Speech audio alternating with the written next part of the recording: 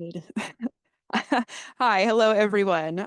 Just a quick slide to introduce folks who are on the call. We have our Art in Public Places acquisition team, and also our agency teammate, Todd Clark, representing Tribal Cultural Affairs. And we also have the artist Andrea Wilbur-Sigo with us, who will be able to speak a little bit at the end in the Q&A session.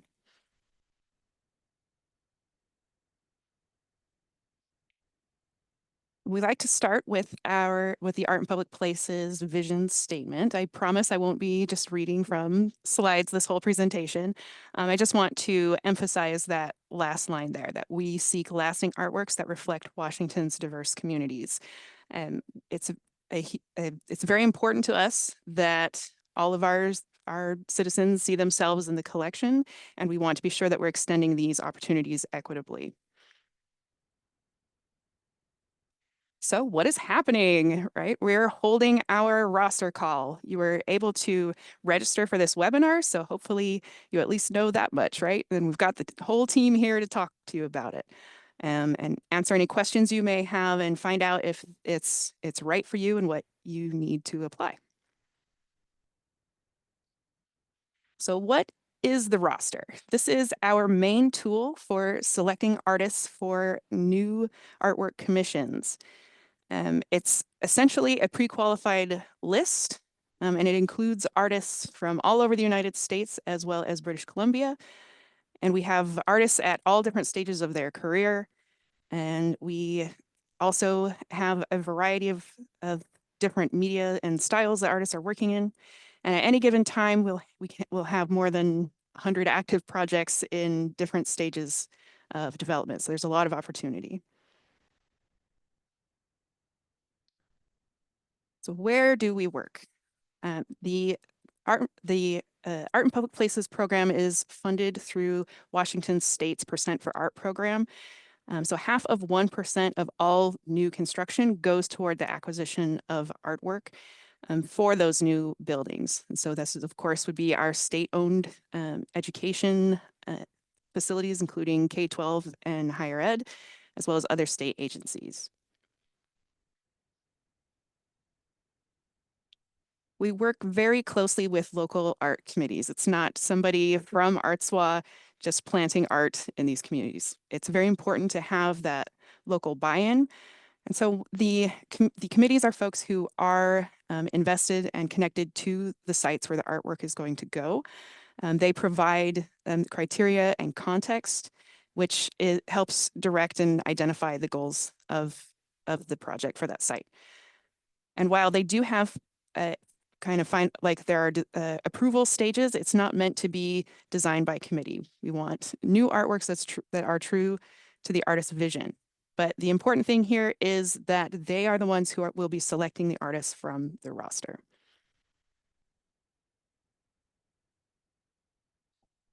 So if you have a work commissioned, what does that mean, right? These commissioned artworks become part of the Washington State Art Collection. We currently have over 5,000 pieces at 1,200 sites all across the state. This cycle, the budgets will be ranging between $50,000 to $250,000. We also fund projects that are over $250,000, but we don't use the roster for those. By law, those would need to be open calls. All of these are managed by the AIPP team. And we have both the acquisition team, who's here with us right now, as well as our collections and conservations team. So we manage both the acquisition and the long-term care of the work. And a big part of that is making sure things are site responsive. So again, you are going to be designing specifically to these specific locations. And so those local decisions are an important part of this. So what do we commission, right? We are aiming for a long-lasting collection. Just last year, Art in Public Places celebrated their 50th anniversary, and the first ever commissioned piece is still out in the public, right? So We have the minimum 30-year there, but we're hoping for much longer, right? We do commission most mediums, including 2D and 3D. Folks often, when they hear public art, they think primarily of like monumental sculpture, but that's not the case. We want a diversity of media as well. So we have fewer material options for outside, and that's because, of course, our beautiful state has a full range of seasons and weather that can be pretty rough on artwork outdoors. So there are some very specific material conditions that we have to consider there. So we want to keep the process as open as possible for creativity and creative problem solving, but we do have a few hard no's and mostly hard no's. We definitely don't commission mascots, right? We want unique original artworks. We're not asking artists to design around existing pieces, right? We don't do water features. That's because they are very difficult to maintain. They have to be switched off seasonally, things like that. Essentially, they need constant maintenance. And with a collection of this size, with the team that's relatively small, we want to make the most of our resources. And so as it says there, we rarely commission mechanical or digital work. And by digital work, I mean particularly pieces that require certain types of technology. If you're familiar with the artist Namjoon Paik, who was kind of an early adopter of video, he has wonderful, incredible, amazing work. But from a conservation standpoint, it's really hard to replace television screens from the 70s and things like that. So those are all kinds of considerations when thinking about the long-term health and life of the work. In this cycle, we will not be commissioning any exterior works at K-12 schools. This is in part because those budgets tend to be smaller, which makes kind of the material requirements for exteriors very, very difficult, as well as other particular challenges with those sites.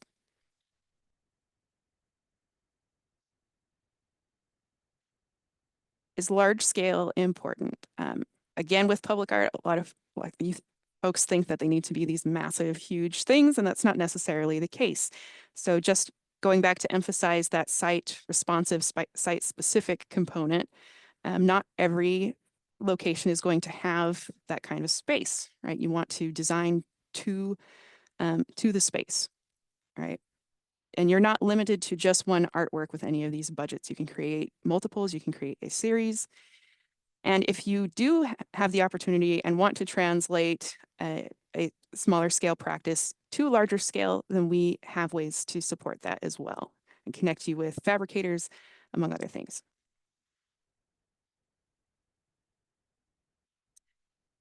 So ultimately, the goal is to have that permanent work, but we do support temporary installations and social engagement through the design process. You can work with the community to create installations and to get feedback and create things that are temporary, but they will ultimately result in a durable artwork. For example, here we have Horatio Law working with students on a temporary installation, and this ultimately influenced and inspired the content of the permanent piece. If social engagement and that kind of work is important to your practice, you will, or if you're interested in trying it, there is an option. You can opt in on the application. Okay, thank you so much, Rebecca. I'm Valerie Peterman. I'm the Senior Project Manager for our team, and I'm going to talk a little bit going forward. So what are you in for? So if you're accepted to the roster and you're selected, there are a few things that will happen for working with the state, which include the necessity to register as a Washington business so that you can be paid through the state's payroll system, and the expectation that you'll need to enter into and abide by legally binding contracts with ArtsWA. a big component, as Rebecca mentioned, was the fact that local decisions by the committee are key. So part of the process is, as an artist, you'll be making presentations to that committee, and you'll need to be open to receiving and responding to feedback, which can oftentimes be a really wonderful dialogue. You'll also need to be sure that you're paying, that you carry insurance and that you're paying all applicable taxes associated with the project. And following contracting requirements, which sounds like a whole lot of red tape. So if you're still here with us, that's excellent. And if you're still here with us and still interested, here's some of the awesome things that you'll get if you are accepted to the roster and selected for a project. You will get paid on time. We are the state for all of your work and all of your materials. You will get a lot of different kinds of support, not just from our team. Every project is assigned a project manager. We also our team has a relationship with a whole bunch of different conservators that you can work with as well, that we assign to every project to help advise on the best materials to achieve that 30-year lifespan. So helping to really support the artist so that your design can have that kind of life, which is what we're aiming for. You'll also get support from structural engineers to make sure that your piece is installed with integrity to last. And there's other project representatives that you'll get to connect with. And the thing that I think that I like to say about this is it's really an opportunity for you to build this network of this professional network as part of your art practice. And you'll meet a ton of amazing people. Committees are really passionate. They're there because they care about making meaning in their community. And that's really wonderful to get to engage with them in that way. And ultimately, if you get a project, you get to activate public space in a really incredible way too.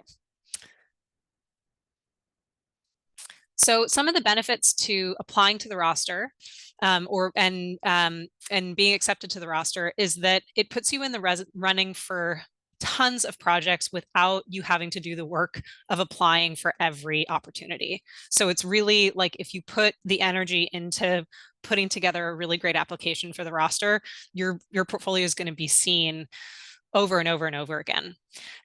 There's no need to interview. We do occasionally have an interview process, but we prefer for committees to have a strong selection for the artists that they want to do that project. And the other thing that we've seen a lot from a lot of our peers is we get inquiries all the time to take a look at our roster and see who's available and doing work. So being part of the public artist roster for the state of Washington has the potential for you for your portfolio or your name to be viewed by a lot of different other arts organizations as well. And I'll talk about an important part on your application to opt in if you want your name to be shared with folks that ask too. And the roster status we have found has merit. Even if you don't get selected for a project, it still is something to put on your resume. It's something to be proud of. And it's something that, you can, I think, hold pride in. So you are eligible to apply if you live in the US or BC. And if you're 18 or over. We do have an asterisk next to visual artist because most of our projects are for, objects in the built environment. So most of that is for visual artists. Occasionally, it's kind of rare that there are projects that where the scope is outside of that, where there might be something multisensory or sound-based or performance-based, but we do encourage artists to apply even if you have a multidisciplinary practice or if your practice falls outside of just visual art too, for some of those reasons that I just said in the last slide. There's still good reasons why you might want to be part of the roster, but we would say that it is uncommon for projects to come about that are not sort of visually based. It does not cost anything to apply to the roster. And all it takes is setting up a free account on the Submittable platform, which I will show you how to do briefly. So it's as easy as going to our website, which is just arts.wa.gov, reading through our guidelines, which gives a little bit more detail than what we've covered today, signing up for that account, and putting together all of the materials that you want to include in your portfolio, which is your application. So we have a few tips as you are thinking about what materials you want to include in your application. And for your images, we ask for exactly 8 images, and that's so that it's equal from artist to artist to artist. Keep in mind that the first image it sort of acts as the thumbnail. This is this image here on the slide is the gallery view. It's what the committees first see when they're starting to look at portfolios. So it's really your first impression. So we encourage you to make that an eye-catching piece, maybe have it be the piece that really feels like it represents you best. And we do recommend that you pay attention to the orientation of this image. If you look at Ellen Steinfeld, which is sort of the top middle image right there, it's cut off because that's a vertical image. So if you want to make your image slightly horizontal, like a 4:5 aspect ratio is what we recommend. It captures the whole thing and nothing gets cut off in that thumbnail view. It won't get cut off in the actual portfolio, the full size image, but just for that thumbnail, it's a good idea. So we encourage you to select your best work, to think about the kind of work you want to do for our program, and really you know, what defines your practice when you're selecting your portfolio images. And we do encourage you to include detail shots. Like if you don't have 8 separate artworks that you want to feature, but you want to really like showcase what's amazing about your work, you can choose to use detail images or a couple different shots of the same piece from different views. But we do not recommend using composites, and it's just because it doesn't really translate very well when you're reviewing. You may think, I want to get as many photos as I can of this piece, like all in one thing, but it actually is kind of to the artist's detriment, I would say, when just in that review process. It's better to have just one nice, clean image. So the application is really user-friendly. The Submittable platform is sort of gaining speed. You may be seeing it in with other organizations as well. And so if you have any questions about the application too, you're welcome to reach out to us. And we have some resources that I'll go over to help support your application as well. We have stopped asking for resumes, and instead we're asking for biographical statements. And we think that this is, it's been wonderful seeing how committees respond to a biography more so than, just a list of your accomplishments. So we really do encourage you to put yourself into that text, to talk about your background, to talk about what's meaningful to you, and any aspects of your identity or lived experience that are significant to you that you would want to communicate to a committee. We are, for this cycle, also offering the option to upload your biographical statement and an artist statement as an audio file instead of as a written statement. That's an accessibility option if the written word isn't your strongest suit, or if you feel like you would better communicate via audio. And on the application, you will also have the option to select what budget categories, what types of budgets you're most comfortable working in. For our roster, when we're reviewing all of the applicants, a couple of things to note. We have no quota. You're not competing with any of the other artists. The judgment on who makes it onto the roster is based on criteria that I'll go over in one moment. So keep in mind that there's no quota. We're not drawing a line and saying we're only going to have a couple hundred artists on the roster. It's really, and everyone who shows the potential to do good work for our program, we want to have available and pre-qualified to do that work. The roster is a 4-year term, so artists that are accepted onto the roster are eligible for projects until 2029. And we will open applications again for a midterm in 2027. That's to give an opportunity for folks that, 4 years is a long time, either for folks that weren't aware that we were holding the roster call, or maybe make the decision that they're not ready yet, but they want to be ready in 2 years. So just keep that in mind. Or if you're not successful this go around, please do reapply in 2027. But artists that are accepted for that midterm just serve those last 2 years on the roster. And then every big 4-year cycle, we ask everyone to reapply. So we're not grandfathering in other older artists or artists that were on the roster before. Everyone does have to reapply every 4 years. So I mentioned the review criteria, and I do want to emphasize this because this is something to keep in mind as you're preparing your written material and thinking about your portfolio. So the criteria by which we are accepting artists onto the roster are that your materials communicate a unique vision or perspective, an authentic relationship to your subject matter, your ability to engage a site or a community, and skill in your technique. So do think about why you make the art that you make and why it's unique or valuable, and how you would engage a site. And, when you're thinking about your work and what you're choosing for your portfolio, do think about what best demonstrates those criteria and your skill. And what I will say too, especially if your practice is smaller scale, if you've never done a public art project before, if you're looking to transition into doing public art and you don't feel like your portfolio necessarily communicates everything that you'd want it to, and that what your ambitions are, to talk about about how you would do that in your statements too.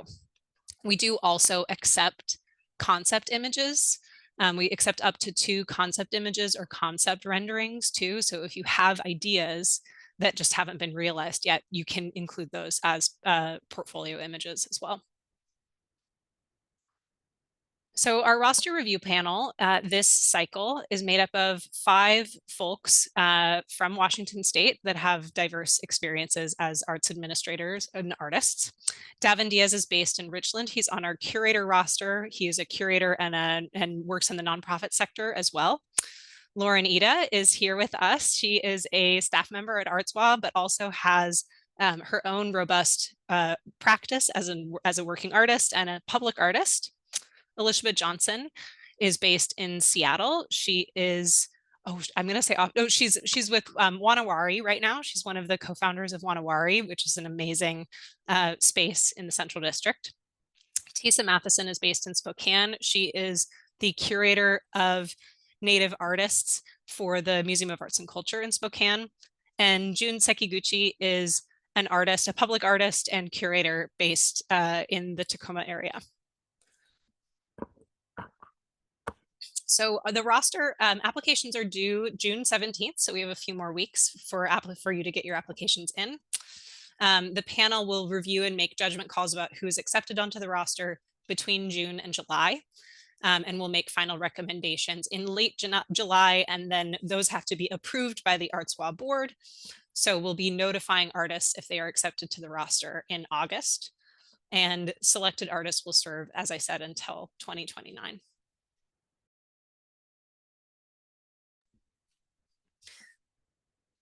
And I think that is all for that. And now let me see if I can nimbly, I'm really briefly, I don't want to take up too much time because we want to leave plenty of time. Mike Sweeney is going to ask Andrea Wilbur-Sigo a few questions, since she was gracious enough to join us on the call. But really quickly, I want to just go over a couple things about how to get to the application and where to find our resources. So if you bear with me one second, I'm going to share my screen.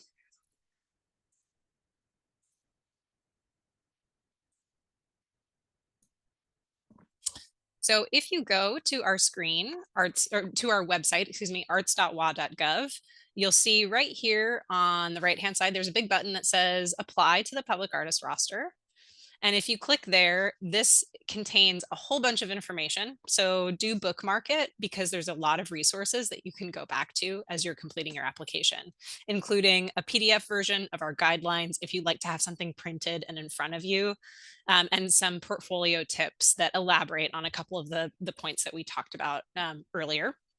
We also have a Word worksheet that allows you to write out all of the written material that we ask for in the application so that you can do spell check and check your word count for everything before you go in and apply, which is just, you know, a nice thing.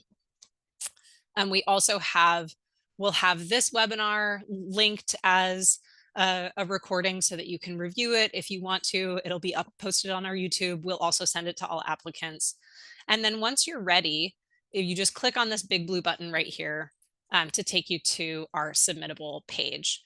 And so it'll look just like this. It'll be this big blue web page. You'll see that there is the public artist roster application open right now. This is a plug. Rebecca is also running an open call right now for a opportunity at Central Washington University. So I will just say, go ahead and read the guidelines for that one too, and apply. We encourage you all to apply to that as well. When you're ready to go into the application, it will, I'm just going to touch on a couple of things really, really quickly. So keep in mind the platform autosaves regularly, so you don't have to do it all in one go. You can come back to it. It's really easy when you log back into Submittable to go to your drafts and return to an application. A couple of things that I want to note. I had mentioned right here about giving ArtsWA permission to share your contact information with other organizations for potential opportunities. Please do. We encourage you all, if you're comfortable with it, say yes, because we do get inquiries like that often. And then the next thing that I wanted to note, under the About Your Artistic Practice section, this is where you would designate if you want to do the written option or the audio option. So right here with the written option, it has a text box, but if you click audio, you'll get to choose a file. And so we accept M4A, MP3, and WAV files for that. So if you have a voice recorder on your smartphone or on your computer, you can upload a file easily that way. For project preferences, Rebecca mentioned social practice or community engaged commissions. We have a couple links here. In addition to community engaged commissions, we also have a different special project type called architecturally integrated projects. And this is when the project from the get-go, there's the opportunity to integrate the artwork into the architecture. And when that happens, the artist oftentimes comes in a little bit earlier on the design of the building and can collaborate. So if you want to see some examples of what each of these project types might look like, we have web exhibitions. Let me just open it really quickly, that show different examples in the State Art Collection of what these types of projects look like in their completed form. So you can get an idea if that feels like a good fit for you, and then you can opt in if you want to be considered for those project types. I mentioned that you get to select what your budget range would be. You do have to select if you want to be considered for interior projects, then it will ask you what your budget range is. You can select both inside and outside if you want to be considered for both of those project types. And you will have to designate what sort of budgets you'd be interested in being considered for both interior and outdoor projects. Your demographic information is something that is optional. We do encourage you to share it because it helps us track the equity and inclusivity of our program, but it is not something that is shared either with the panel that is making selections of who makes it onto the roster, and it's also not shared with committees. So we do encourage you, if you want to talk about your lived experience or your tribal affiliation, to put it in your bio, because that's where committees will see it. For the portfolio, a couple things to keep in mind.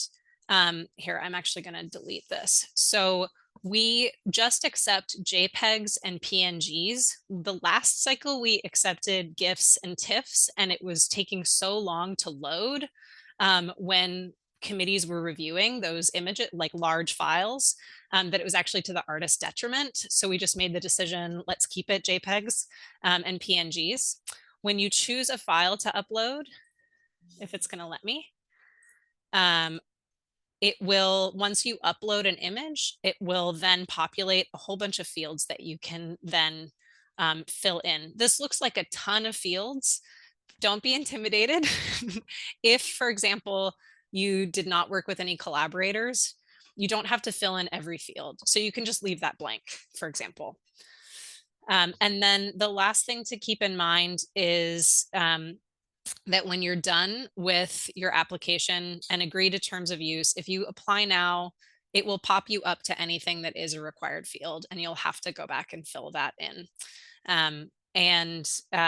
The draft applications can't be viewed by our team. So if you have, if you do have any questions about the application itself, or if you hit any snafus, do reach out to the Submittable Help Desk. They're really helpful. But if you have questions for our team, feel free to also email us directly as well. I'm going to stop sharing now so that we can start answering some questions, and I'll have Mike take it away too. You're muted, Mike. Trying to be so good and quiet. Hi, everybody. I'm Mike Sweeney. I'm the program manager here with Art in Public Places.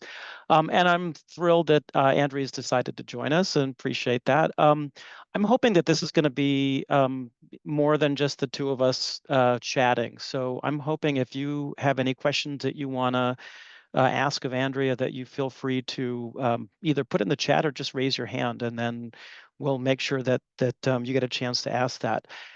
And we wanted to invite Andrea here just so that she could give you sort of an insider view as to what it means to be an artist, not only a public artist in general, but working with this program. And she has had several projects with us in the past, and I think she understands our program fairly well. So, Andrea, I just wanted to start out, maybe the simple softball question is just talk a little bit about what it means for you to have become a public artist sort of in general, and then maybe any thoughts specific to this program that may be a little bit different than other programs you've worked with. Yeah, so for those of you that don't know me, I'm Andrea Wilbur-Sigo. I'm a member of the Squaxin Island tribe, and I've done artwork my entire life. Doing public art is definitely it's something I always wanted to do.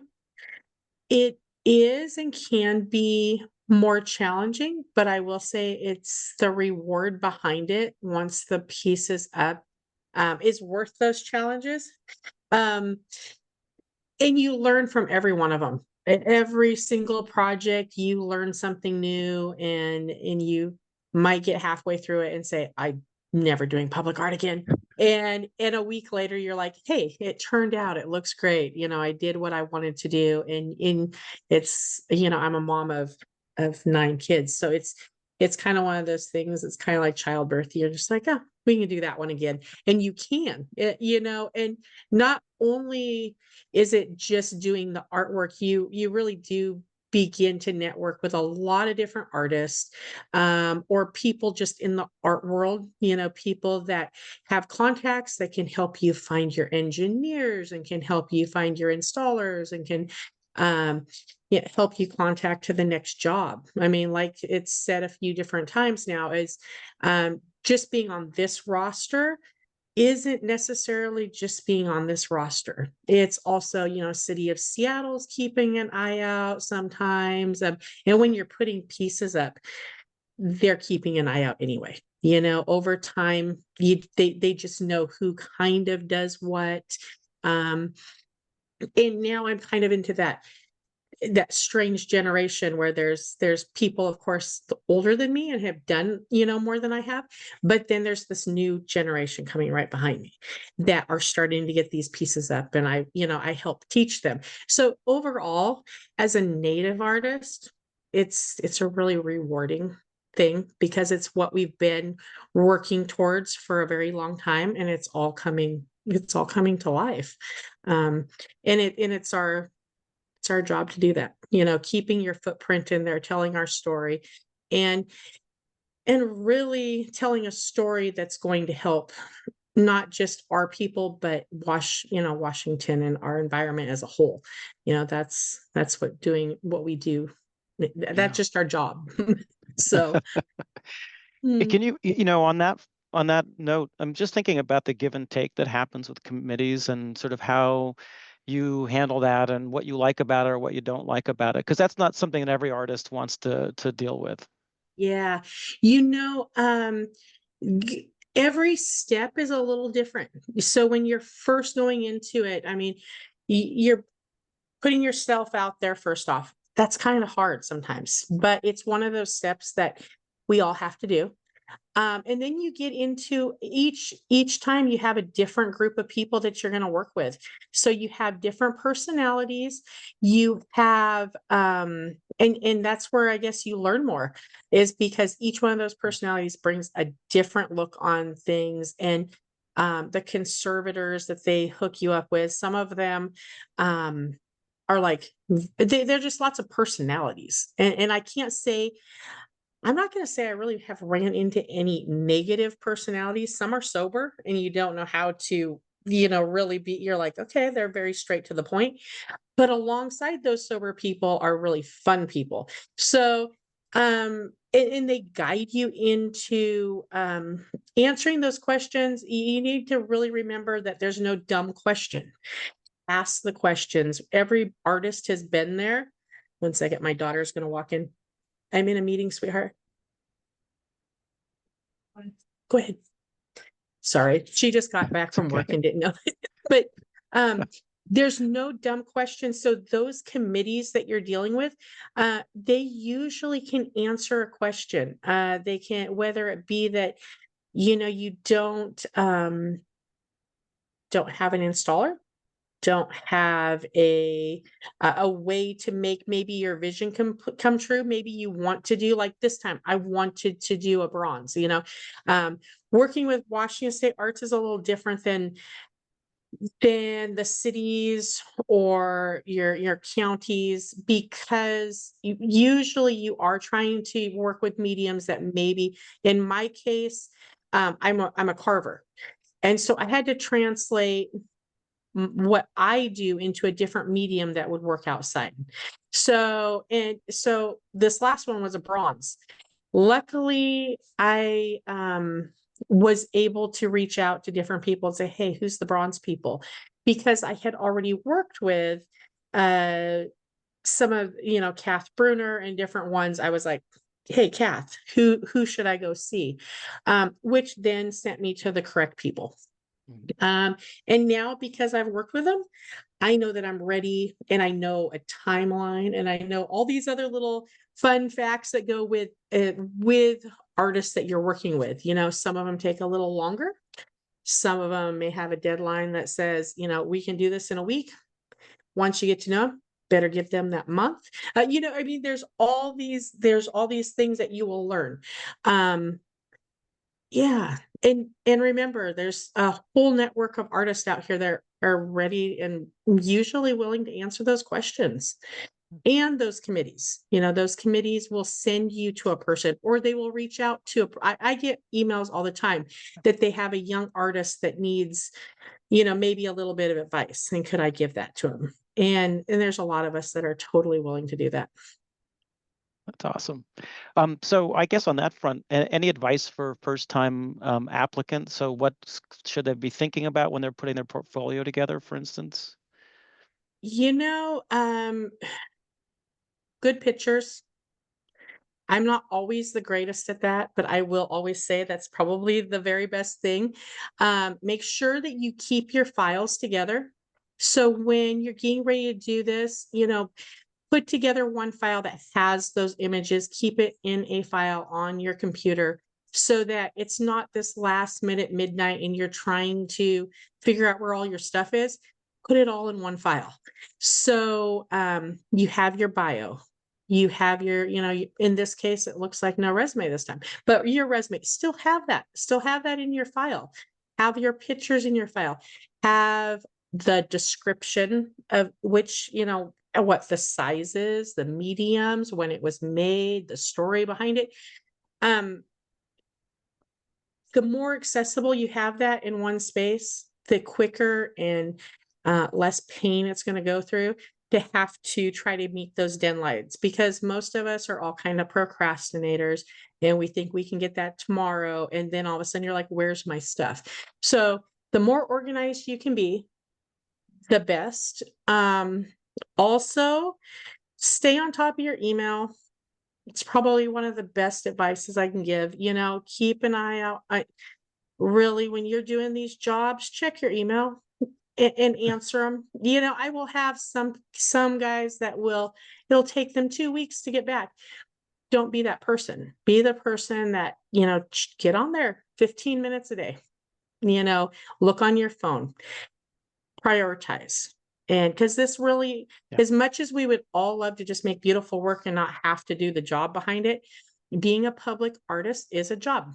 And we have to fulfill our end of the thing, of the bargain here. It's a give and take. They will work with us. They will guide us in the right direction. But ultimately, it's all of our job as artists to do the job and do it to our best of our abilities. And remember, it's all of your names.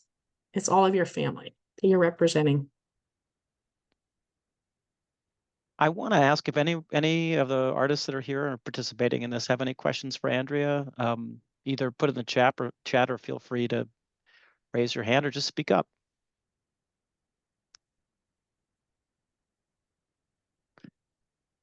Well, you can think about it and feel free to put it in the chat.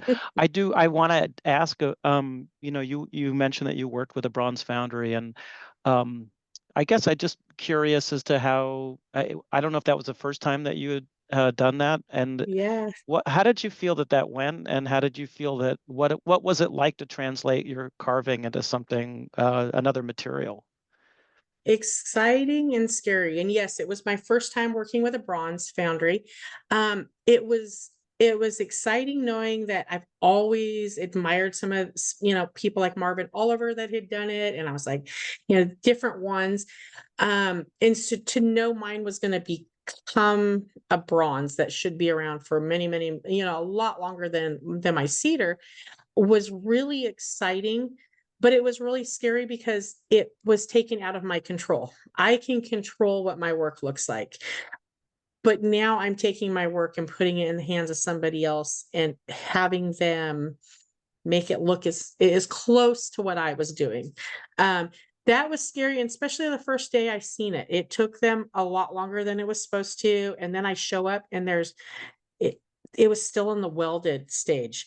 So what I didn't know is they literally take all these like small molds and then they weld them all together and then they clean up their welds. And so when I get there, there's all these little welding spots all over it. And I'm like, what are they doing? And I'm not going to say anything because they're artists and, but within 24 hours, I came back and that was all gone and the patina was on and it was this beautiful piece. It was almost like I don't even know, a ugly ducklings thing that's at the moment. But and to see it all come to life was really amazing. It was fun to know that in the future it's going to be a lot less painful because I know what to expect now. So every time you do something, that's the unknown and you're working in a different medium, whether it be that or whether, in the past I've done cut metal, you're really taking, maybe your graphic design and now turning it into something that's going to be a 3-dimensional something. And when you haven't done it before, it's scary, and you're putting out a lot of energy and a lot of funds hoping that it's going to turn out the way that you want it to. So go with, that's where I say, ask artists, ask other artists, who have you used? Because just because someone can cut metal doesn't mean that they necessarily can cut metal to a quality that we want. And that's where you really want to ask people. You don't want to pay, I'm just going to throw out $10,000 to have a piece of metal cut and you get it and you have to throw it away and start over. You know, that, and Yeah. those are things that happen. In my very first public piece, you know, I hired someone to do brackets on my piece, and they were supposed to be good. You know, that people said they were great. The work I got back to me was it was bad. It wasn't Yeah. something I wanted to put on my name. So it was back to the drawing board, and we did. I got rid of it. I had to eat that money. I put up new work, and it was okay. It was overall, it was the best decision I made. I wasn't, you know, I wasn't going to put up something that represented me. But you don't want to have to make those same mistakes if I've already made them. You know, that's why redo it? You know, just ask the question. Yeah. Well, and I guess there's a lot of problem solving on kind of on the fly at times that is different from being in the studio. And I Yeah. guess another thing, and maybe this will be the last thing I want to ask you about, but you know, being a public artist, particularly with a government like the state, there's bureaucracy. So maybe, you know, how have you found it to navigate that, and maybe how we've been able to help, and maybe things that we haven't been able to help you with, and what Yeah. that's like. You know, there's a lot of extra stuff that I've had to do that you don't necessarily do with other entities. Things like I'm a general contractor now. You know, and I can laugh. I had a meeting actually with, I don't remember who. Oh, I think it was with our engineers for another project that I'm doing in Seattle right now. And Jones and Jones actually says, well, we'll let the general contractors make that decision. They'll know what they're doing. And I, of course, being a smartass, had to say, well, wait a minute, I'm a general contractor. And I'm telling you, I don't know, you know, and it's a 21-foot welcome figure that's going up. It's my piece. So just because you have a general contractor does not mean you know anything. But guess what? To do work, I have to have that. So I am being bonded, making sure that you're, you know, going through L&I. That was my last one. And let me tell you, I was ready to cry. I was like, I did. I was like, oh my gosh, why did I do this? It wasn't as bad as I thought. It just felt overwhelming. And I thought I had screwed up, and I was ready to call in the troops to come save me, because it was the final, you know, of me finishing this bronze. To have it completely done, this project, I needed to have that done correctly. And I did call in a friend that said, hey, can you make sure I did this correctly? She didn't get there. And luckily I got the email that said, hey, it's done. And I was like, hey, I did it okay. And I did it by myself. So even when it feels overwhelming and there's all these little hurdles, you know, I did reach out and I was like, I don't know, this is what it's saying, you know, and they're like, well, let me check on that. Let's see where we're at. Sometimes we have to work together with your help on the state side, you know, and they're like, some of them haven't went through that process yet. Some of them are veterans on it. Be patient. That's probably one of the best advice. Just be patient. Sometimes it takes a little bit longer. But you'll get through it. You really will. It's not, it feels intimidating at moments, but really once you get through it the first time, it gets easier every time. Sure. Yeah. And you'll find who you like working with really, really well. And you just kind of try to stay close to those same people, because they learn your personalities also. Yeah. Okay, I'll ask one more. Okay. Because I asked the one about bureaucracy, which can be soul-sucking at times. But so maybe what's your favorite public art project that you've done? It doesn't have to be one with us, but and why? What was so great about it? You know, I don't know if I can really say that I have a favorite. I think every one of them just has a different type of favoritism to it. My bronzes, I will say, are my favorite because they're my first bronzes. And I got through that, and it was a new experience.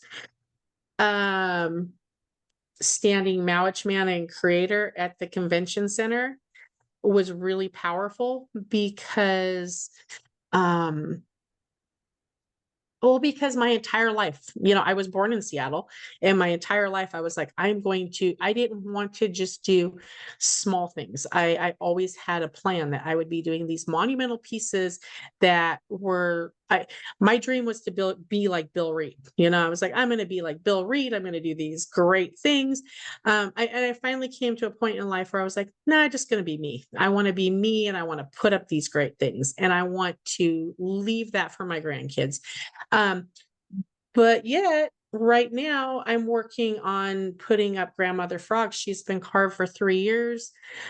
She's going to go in she's going to go across from the Smith Tower, at Forest and Square. And it's kind of cool because I'm in the process of not just putting her up, but I'm getting ready to do the whole park area and all this other with City of Seattle. So it's not just like her, it's this whole atmosphere. So to say I have a favorite it's just not. I love every one of my jobs, and I have 4 welcome figures sitting out in front of my shop right now, and each one of them at stages. So yeah, I can't say I have a favorite. How often are you applying to other projects? I mean, it's pretty Oh. regular basis. Yeah, I do. Yeah. So the thing with these projects is some of them can take you 2 and 3 years. I mean, you would hope not, but depending on if they're building a building, depending on what phase they're at. I actually have one that I'm working on right now. It's been 14 months ago that I applied for it. I didn't get told until about 9 months ago that I got the job, and I'm still in the design phase. And so if you were to wait around for one job and just do one job at a time, I think that's where starving artists would come involved, So I always have 2 and 3 projects happening at the same time. I try not to get myself to where they're all back so on top of each other. I'm not going to finish the next one, but I do keep myself at least 2 and 3 years in advance. And so right now I'm looking at what's going to happen in 2028, and so I am looking at some of these jobs. They're not wanting the work until 2028 and 2029 already. And so I'm looking at those applications. I say, when is their deadline? 2029? I can do that one. And so I do look at all those because I'm constantly looking at the future. Yeah. And it's really smart to do what you can do. Do not, especially if you're new. If you're new, I do not advise you to quite do that. You want to get a couple, you want to get a couple public pieces under you so that you know what to expect. I've been doing this a long time, so I know kind of what the process is going to be. I know what entities are a little bit faster than some. Some I just know them so well that I'm like, let's get this going.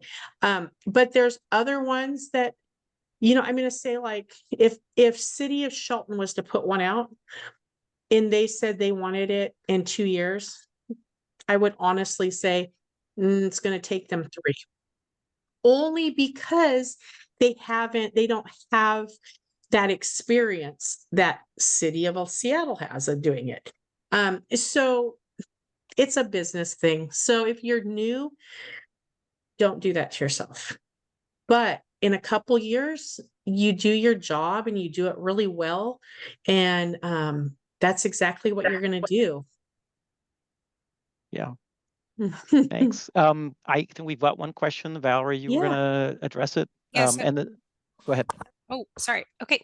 So we did see a question come through in the chat from Daniel, who asked, one of my assumptions about joining the roster is that a portfolio needs to be pretty safe in terms of content. Can anyone speak to how selection committees think about this? So what I would say is that your portfolio should be a reflection of the work that you want to do, first and foremost. I guess the one thing to keep in mind is that it is, we have K-12 schools make up a lot of our committees. So sometimes maybe think about it from that lens, the fact that there could be kids on panels. We do have kids on committees oftentimes.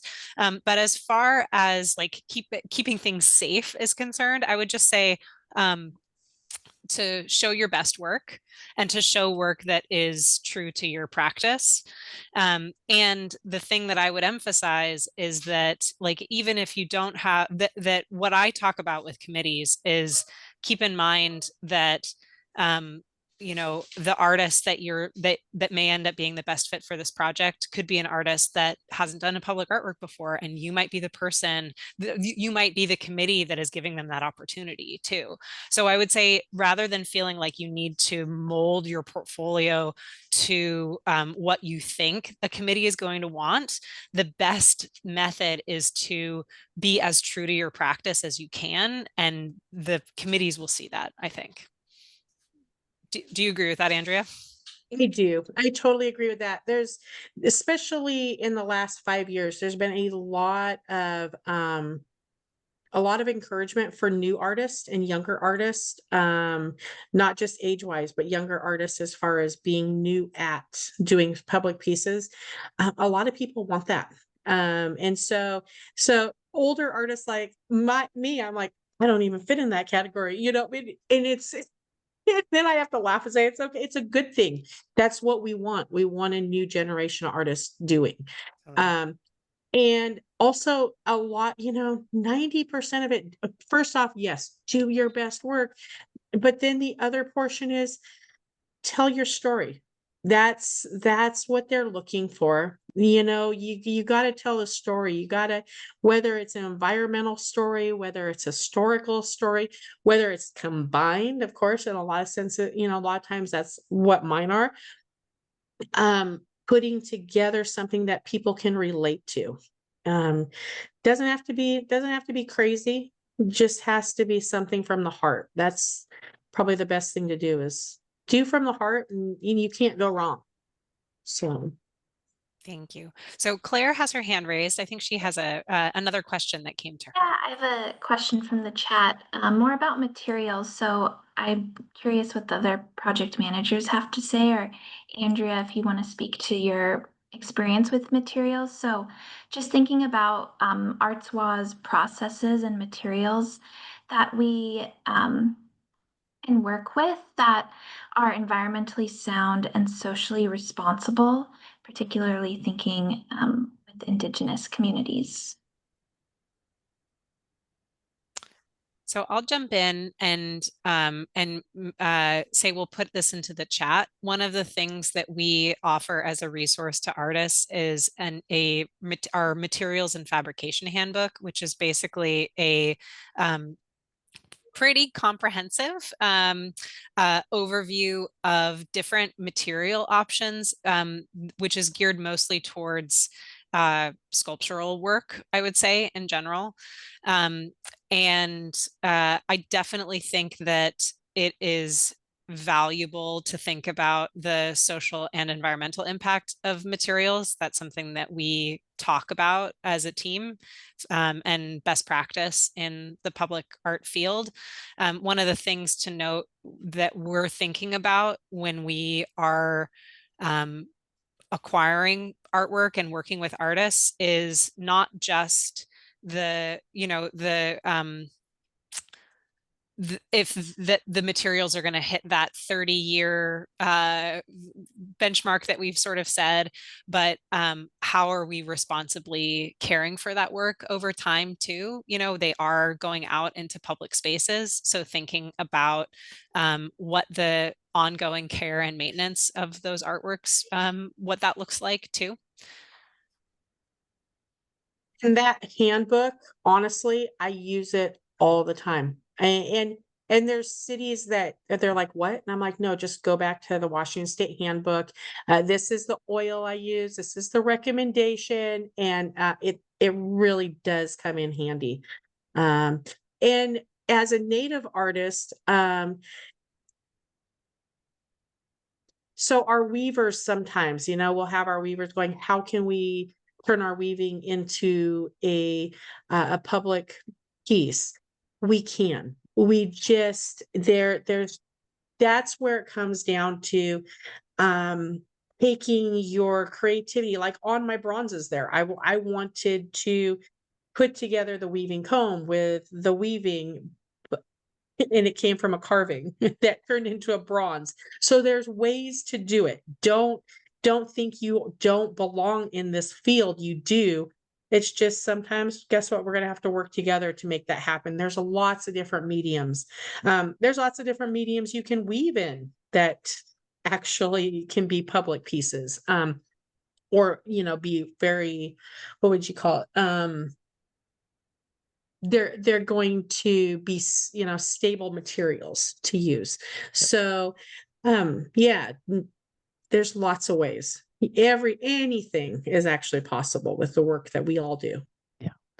I'm aware of the time, and I appreciate folks sticking around. I also wanted to just point out that during the acquisition process, during the design phase, we work with professional art conservators that we'll hire to work with artists to talk about materials. And so, ideally, the materials that you're comfortable with are going to be ones that will work for us. And there just may be simple ways to help adapt them. So whether it's a particular dye or just even a location, not putting something in front of the window, right? So that the Exactly. colors don't fade over time. So we're really encouraging of artists being able to keep their voices intact in the work that they do. So we help you get there. I think we should probably be done for now. Andrea, thank you so much. I really, really appreciate your sage advice to everybody. And again, we're going to put this recording up online afterwards if you want to take another look at it, some of the questions, some of the information. But we're also available at any time. So anybody on the staff here, just go to arts.wa.gov and you can find us in the public art program. Reach out anytime with any questions as you go through this, and good luck with the application. Thanks, everybody.